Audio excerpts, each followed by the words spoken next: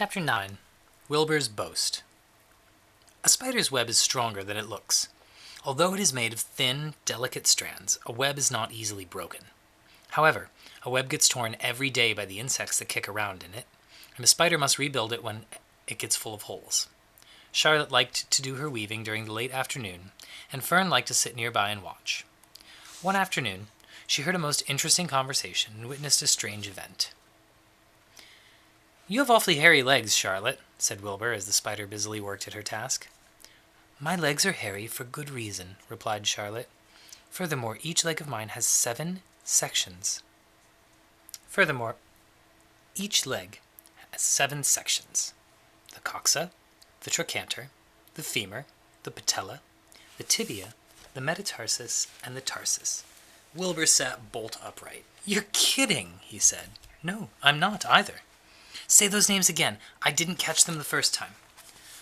Coxa, trochanter, femur, patella, tibia, metatarsus, and tarsus.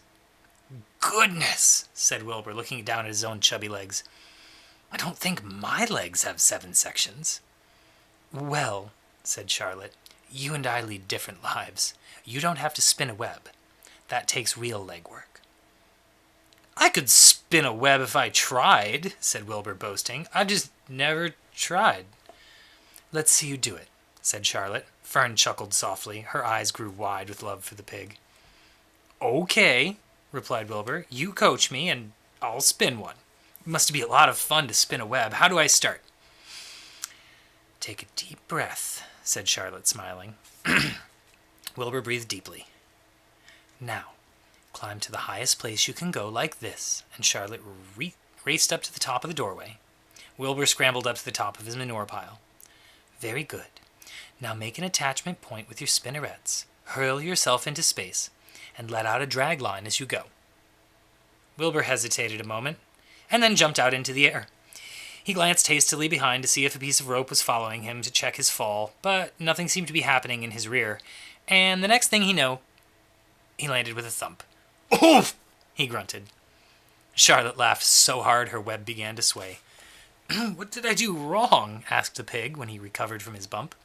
"Nothing," said Charlotte. "It was a nice try." "I think I'll try again," said Wilbur cheerfully. "I believe what I need is a little piece of string to hold me." The pig walked out into his yard. "You there, Templeton?" he called. The rat poked his head out from under the trough. "Got a little piece of string I could borrow?" asked Wilbur. "I need it to spin a web."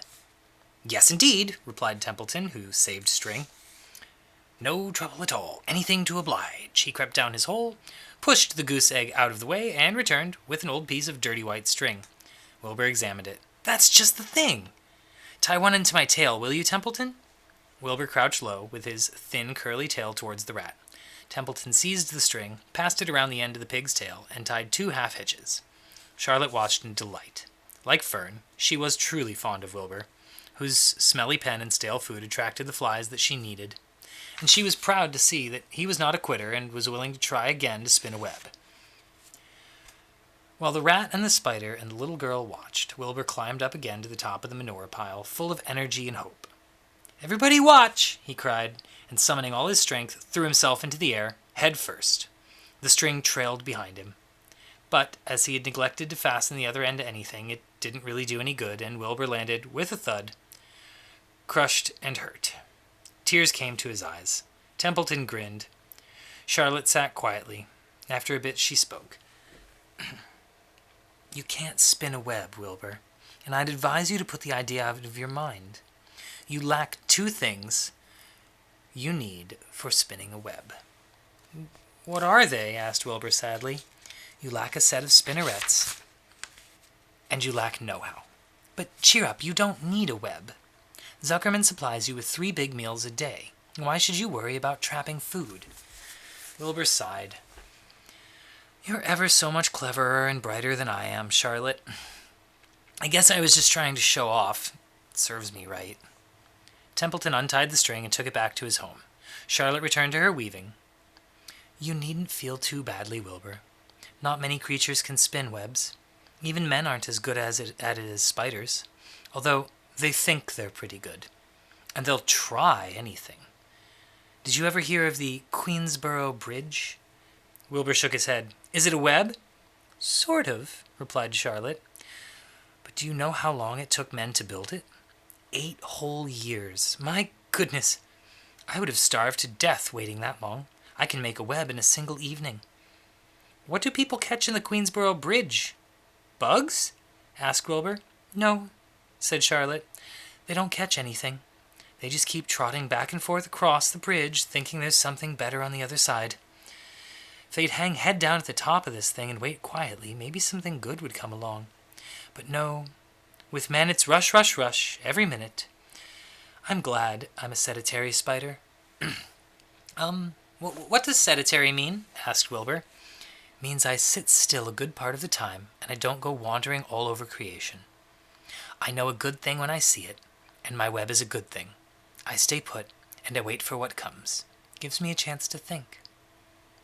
Well, I'm sort of sedentary myself, I guess, said the pig.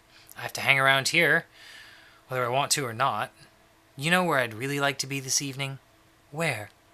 In a forest looking for beech nuts and truffles and delectable roots, and pushing leaves aside with my wonderfully strong nose, searching and sniffing along the ground, and smelling and smelling and smelling. You smell just the way you are, remarked a lamb who had just walked in. I can smell you from here. You're the smelliest creature in the place. Wilbur hung his head. His eyes grew wet with tears. Charlotte noticed his embarrassment and spoke sharply to the lamb. You let Wilbur alone. He has a perfect right to smell, considering his surroundings. You're no bundle of sweet peas yourself. Furthermore, you're interrupting a very pleasant conversation. What were we talking about, Wilbur, when we were so rudely interrupted? I don't remember, said Wilbur. It doesn't make any difference. Let's not talk anymore for a while, Charlotte. I'm getting sleepy.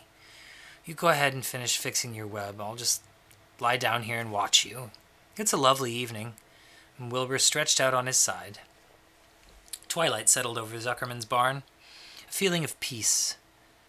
Fern knew it was almost supper time, but she couldn't bear to leave. Swallows passed on silent wings in and out of the doorways, bringing food to their young ones. From across the road, a bird sang, Whip-poor-will, whip-poor-will. Lurvy sat down under an apple tree and lit his pipe. The animals sniffed the familiar scent of strong tobacco. Wilbur heard the trill of the tree toad and the occasional slamming of the kitchen door. All these sounds made him feel comfortable and happy, for he loved life and loved being a part of the world on a summer evening. But as he lay there, he remembered what the old sheep had told him. The thought of death came to him, and he began to tremble with fear. Charlotte, he said softly. Yes, Wilbur.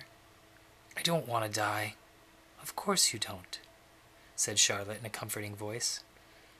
I love it here in the barn. I love everything about this place. Of course you do, said Charlotte. We all do. The goose appeared, followed by her 7 goslings. They thrust their little necks out and kept up a musical whistling, like a tiny troop of pipers. Wilbur listened to the sound with love in his heart. Charlotte, he said. Yes, said the spider. You were serious when you promised you would keep them from killing me. I was never more serious in my life. I am not going to let you die, Wilbur. How are you going to save me? Asked Wilbur, whose curiosity was very strong on this point. Well, said Charlotte vaguely, I don't really know, but I'm working on a plan. That's wonderful, said Wilbur. How is the plan coming? Have you gotten very far with it? Is it coming along pretty well? Wilbur was trembling again, but Charlotte was cool and collected. Oh, it's coming all right, she said lightly. The plan is still in its early stages and hasn't completely shaped up, but I am working on it. When do you work on it? Begged Wilbur. When I'm hanging head down at the top of my web. That's when I do my thinking, because then all the blood is in my head. I'd be only too glad to help in any way that I can. Oh, I'll work it out alone, said Charlotte. I think better if I'm alone. All right, said Wilbur, but don't fail to let me know if there's anything I can do to help, no matter how slight. Well, replied Charlotte, you must try to build yourself up. I want you to get plenty of sleep and stop worrying. Never hurry and never worry. Chew your food thoroughly and eat every bit of it. Except you must leave just enough for Templeton. Gain weight and stay well. That's the way you can help. Keep fit. Don't lose your nerve. Do you think you understand? Yes, I understand, said Wilbur. Go along to bed then. Sleep is important. Wilbur trotted over to the darkest corner of his pen and threw himself down. He closed his eyes. In another minute he spoke. Charlotte, he said. Yes, Wilbur. May I go out to my trough and see if I left any of my supper? I think there's just a tiny bit of mashed potato. Very well, but I want you in bed again without delay. Wilbur started to race out to his yard. Slowly, slowly, never hurry, and never worry. Wilbur checked himself and crept slowly to his trough. He found a bit of potato, chewed it carefully, swallowed it, and went back to bed. He closed his eyes and was silent for a while. Charlotte, he said in a whisper. Yes. May I get a drink of milk? I think there's a few drops of milk left in my trough. No, the trough is dry, and I want you to go to sleep. No more talking. Close your eyes and go to sleep. Wilbur shut his eyes. Fern got up from her stool and started for home, her mind full of everything she had seen and heard. Good night, Charlotte, said Wilbur. Good night, Wilbur. And there was a pause. Good night, Charlotte. Good night, Wilbur. Good night. Good night. Chapter 10. An Explosion. Day after day the spider waited, head down, for an idea to come to her. Hour after hour she sat motionless, deep in thought. Having promised Wilbur that she would save his life, she was determined to keep that promise. Charlotte was naturally patient. She knew from experience that if she waited long enough, a fly would come to her web, and she felt sure that if she thought long enough about Wilbur's problem, an idea would come to her mind. Finally, one morning, toward the middle of July, the idea came. Why, how perfectly simple, she said to herself. The way to save Wilbur's life is to play a trick on Zuckerman. If I can fool a bug, thought Charlotte, I can surely fool a man. People are not as smart as bugs. Wilbur walked into his yard just at that moment. What are you thinking about, Charlotte? He asked. I was just thinking, said the spider, that people are very gullible. What does gullible mean? Easy to fool, said Charlotte. That's a mercy, replied Wilbur, and he lay down in the shade of his fence and went fast asleep. The spider, however, stayed wide awake, gazing affectionately at him and making plans for his future. Summer was half gone. She knew she didn't have much time. That morning, just as Wilbur fell asleep, Avery Arable wandered into the Zuckerman's front yard, followed by Fern. Avery carried a live frog in his hand. Fern had a crown of daisies in her hair, and the children ran for the kitchen. Just in time for a piece of blueberry pie, said Miss Zuckerman. Look at my frog, said Avery, placing the frog on the drain board and holding out his hand for pie. Take that thing out of here, said Miss Zuckerman. He's hot, said Fern. He's almost dead, that frog. He is not, said Avery. He lets me scratch him between the eyes. The frog jumped and landed on Miss Zuckerman's dishpan full of soapy water. You're getting your pie on you, said Fern. Can I look for eggs in the hen house, Aunt Edith? Run outdoors, both of you, and don't bother the hens. It's getting all over everything, shouted Fern. His pie is all over his front. Come on, frog, cried Avery, and scooped up his frog. The frog kicked, splashing soapy water onto the blueberry pie. Another crisis, groaned Fern. Let's swing in the swing, said Avery. The children ran to the barn. Mr. Zuckerman had the best swing in the county. It was a single, long piece of heavy rope tied to the beam over the north doorway. At the bottom end of the rope was a fat knot to sit on. It was arranged so that you could swing without being pushed. You climbed a ladder to the hayloft. Then, holding the rope, you stood at the edge and looked down, and were scared and dizzy. Then you straddled the knot, so that it acted like a seat. Then you got up all your nerve and took a deep breath and jumped. And for a second you seemed to be falling to the barn floor far below. But then, suddenly the rope would begin to catch you, and you would sail through the barn door going a mile a minute, with the wind whistling in your ears and hair. Then you would zoom upwards into the sky, look up at the clouds, and that rope would twist, and you would twist and turn with the rope. Then you would drop down, down, down out of the sky, and come sailing back into the barn, almost into the hayloft, and then sail out again, though not quite as far this time, and then in again, though not quite so high, and then out again, and then in again, and then out again, and then you'd jump off and fall down and let somebody else try it. Mothers for miles around worried about Zuckerman's swing. They feared some child would fall off, but no child ever did. Children almost always hang on to things tighter than their parents think they will.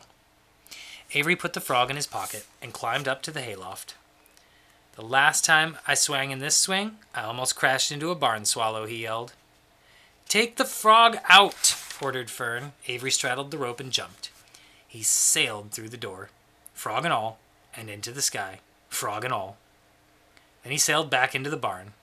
"Your tongue is purple!" screamed Fern. "So is yours!" cried Avery, sailing out again with the frog.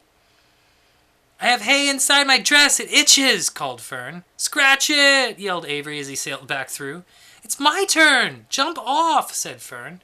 "Fern's got the itch!" sang Avery. When he jumped off, he threw his swing up into the air at his sister. She shut her eyes tight and jumped.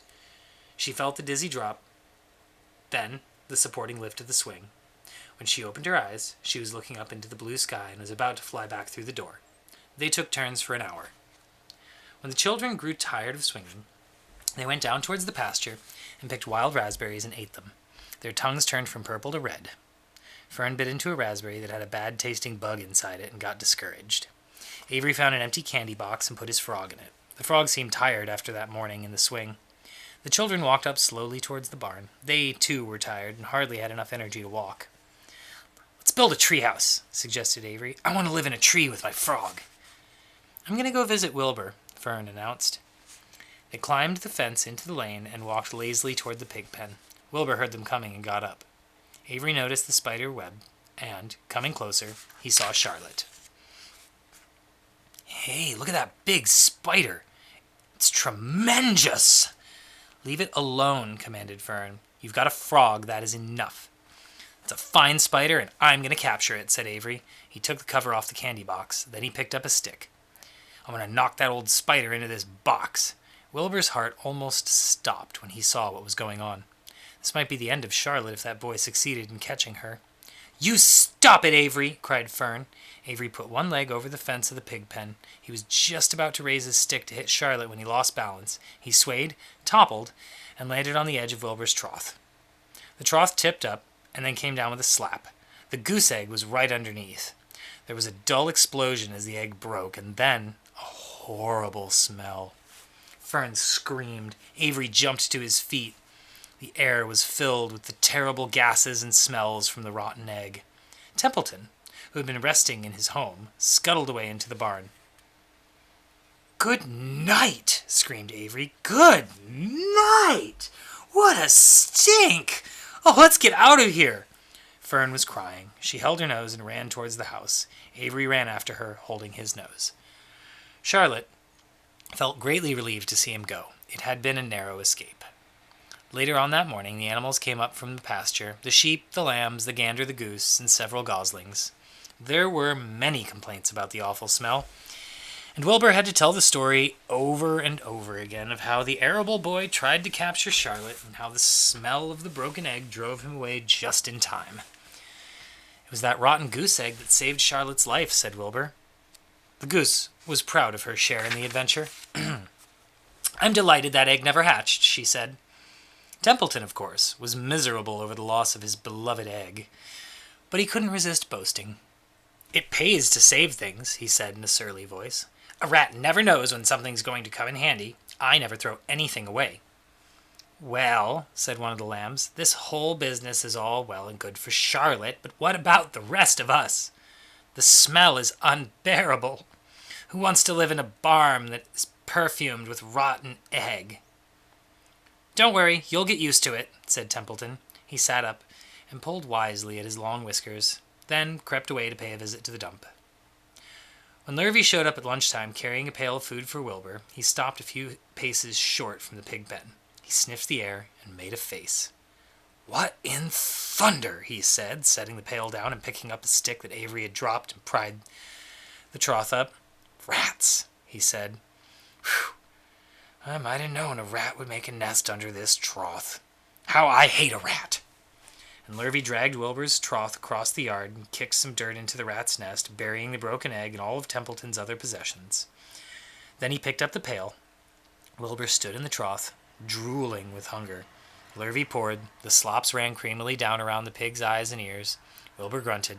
He gulped and sucked and sucked and gulped and made swishing and swooshing noises, anxious to get everything all at once.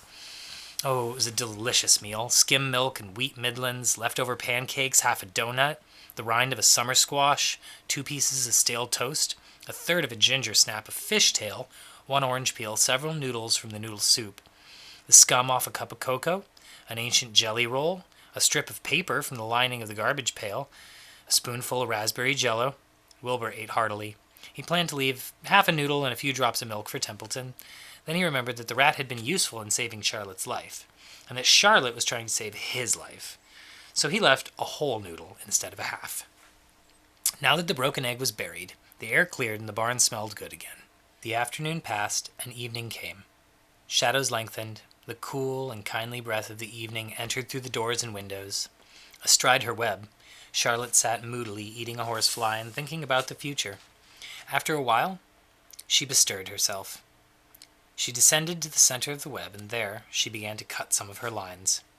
She worked slowly but steadily while the other creatures drowsed.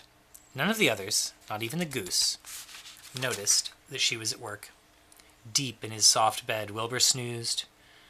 Over their favorite corner, the goslings whistled a night song. Charlotte tore quite a section out of her web, leaving an open space in the middle. Then she started weaving something to take the place of the threads that she had removed. When Templeton got back from the dump, around midnight, the spider was still at work.